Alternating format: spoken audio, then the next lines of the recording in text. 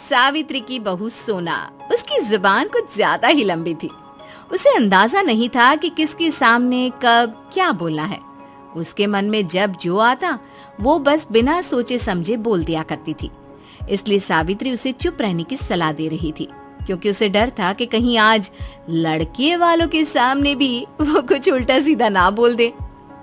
देख बहू, आज तेरी ननद चिंकी को लड़के वाले देखने आ रहे हैं, इसलिए तेरी ये जो सांप जैसी लंबी जुबान है ना, उसे मुंह में ही रखना, वरना पता चला कि सारा काम गुल गोबर कर दिया तूने। अरे माँ जी, मैं कहाँ कुछ बोलती हूँ। आप देखिएगा, लड़के वालों के सामने मैं चिंकी और आपकी कितनी तारीफ करती हूँ।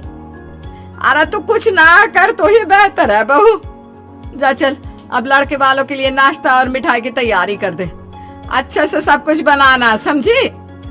ठीक है माँ जी, फिक्र मत कीजिए। सावित्री ने अपनी बहू सोना को समझा दिया था और वो लड़के वालों के लिए सारी तैयारियों में लग भी गई थी। शाम के करीबन 7 बजे लड़के वाले सावित्री के घर आते हैं। आइए आइए, बैठिए बैठिए, आपका स्वागत है हमारे घर में। सब लोग बैठ जाते हैं। सावित्री और उसका बेटा नीरज भी बैठते हैं। अरे सोना बहू, जरा चिंकी को लेके आना यहाँ बाहर। हाँ माँ जी, अभी लाई। चिंकी हाथ में चाय नाश्ता लेकर आती है। सबको चाय नाश्ता दे दे बेटा। लीजिए लीजिए, घर के कामों में बहुत होशियार है हमारी चिंकी। ये सब नाश्ता मिठाइयाँ भी इसी ने बनाई है। इसकी भाभी ने तो बस उसकी थोड़ी सी मदद कर दी है। हाँ हाँ, मैंने समोसे, हलवा और कचौड़ी तो बना भी ली थी जब ये सुबह 11 बजे उठ के आई ना तब। और अभी शाम की चाय आज पहली बार इसने बनाई है। उसमें भी ना शक्कर नहीं डाली थी तो मैंने डाल दी। आपको कड़वी नहीं लगेगी अब। पीजिए पीजिए। भगवान, क्या करूं इस लड़की का। बच्ची की पढ़ाई इतनी करती है ना कि घर के कामों के लिए समय ही नहीं मिलता। बड़ी होशियार है पढ़ाई में हमारी चिंकी। हाँ। अरे कहाँ माँ जी, पढ़ाई में तो इसका दिल ही नहीं लगता। सारा दिन इंस्टाग्राम पर रील्स देखती रहती है। मुश्किल से नकल करके तो कॉलेज की पढ़ाई पूरी की है उसने। इसे तो ना हमेशा से ही बस शादी ही करनी थी। सुना, तुम जाओ, किचन में काम है ना। हाँ, ये बात तो सही है। वैसे भी ना घर का काम तो मैं ही करती हूँ। माँ जी और चिंकी तो बस हुक्म ही चलाती है। जाती हूँ मैं। अरे कहाँ से ले आया है तू इसे नीरज, सबके सामने हमारी बेइज्जती करा दी। लड़के वालों के सामने सोना की बातों से चिंकी का इंप्रेशन कम हो गया और लड़के वालों ने रिश्ते से मना कर दिया, जिससे सावित्री और चिंकी सोना पर बहुत ज्यादा गुस्सा थी। भाभी, अब चुप नहीं रह सकती थी, क्या जरूरत थी इतना सब बोलने की। अरे मैंने तो कुछ कहा भी नहीं है। मैंने कहा कि तुम 12 बजे से पहले उठती नहीं। मैंने उन्हें ये भी नहीं बताया कि तुम्हें गर्म पानी करने के लिए भी एक और इंसान की मदद की जरूरत पड़ती है। अरे मैंने तो उन्हें ये भी नहीं कहा कि तुम इतनी आलसी हो कि कभी कभी नहाती भी नहीं हो। बोलिए ना माँ जी, मैंने ऐसा कुछ भी कहा क्या? नहीं कहा ना? माँ, तुम ही झेलो अपनी बहू को। कर दिया ना नाराज उसे। देख, अरे क्यों करती है तू ये सब? अरे कोई नहीं माँ जी, अभी कमरे में जाकर पिज्जा मंगवाएगी और सहेलियों से फोन पे बात करेगी ना तो ठीक हो जाएगी। भगवान, क्या करूं मैं तेरा। चलिए सब छोड़, शाम को पड़ोस वाली मंगला के घर जाना है। उसको पोता हुआ है तो दोनों चलेंगे, ठीक है? बच्चे को शगुन भी दे आएंगे। ठीक है माँ जी। शाम को सोना और सावित्री पास वाली मंगला काकी के घर आते हैं, जहाँ 2 और पड़ोस की औरतें भी खड़ी थी। अरे तुम दोनों भी यहाँ हो? हाँ, हमने सोचा हम भी मंगला को पोती की बधाई दे दें और शगुन भी। अच्छा चलो, अच्छा है, सब साथ में ही आ गए। ला मंगला, जरा मुन्ने को हाथ में दे, देखो तो सही इसका प्यारा सा मुखड़ा। क्या माँ जी, आप भी ना? अभी तो आप कह रही थी कि मुन्ने का चेहरा भी बिल्कुल मंगला काकी की तरह अमावस्या का चांद है।